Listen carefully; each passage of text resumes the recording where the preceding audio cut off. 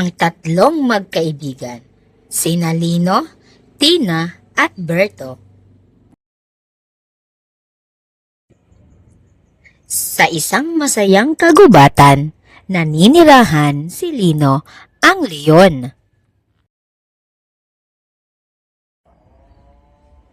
Mahilig siyang tumakbo sa damuhan.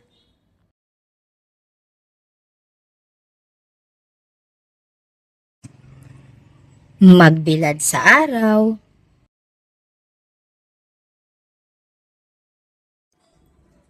at magpahinga sa ilalim ng puno.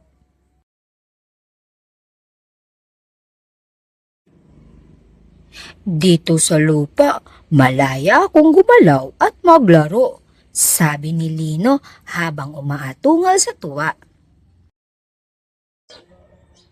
Sa karagatan naman, lumalangoy si Tina, ang isda. Masaya siya sa malamig na tubig kasama ang kanyang pamilya. Dito sa tubig, ligtas ako at masarap ang pakiramdam habang lumalangoy, sabi ni Tina habang umiikot sa mga korales. Samantalang si Berto, ang pagong, ay kakaiba. Minsan nasa lupa, minsan nasa tubig.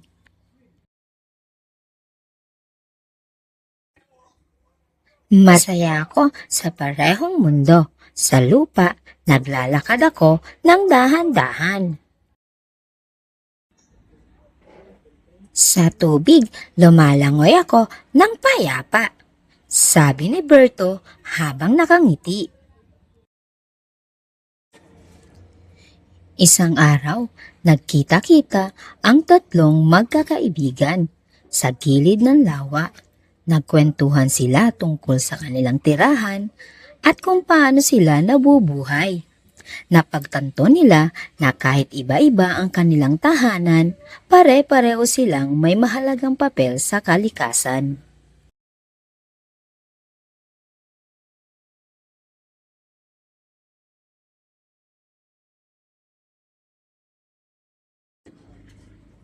Ang aral, iba-iba man ang tirahan ng mga hayop sa lupa, sa tubig o sa parehong lugar, lahat sila ay may kahalagahan at dapat igalang.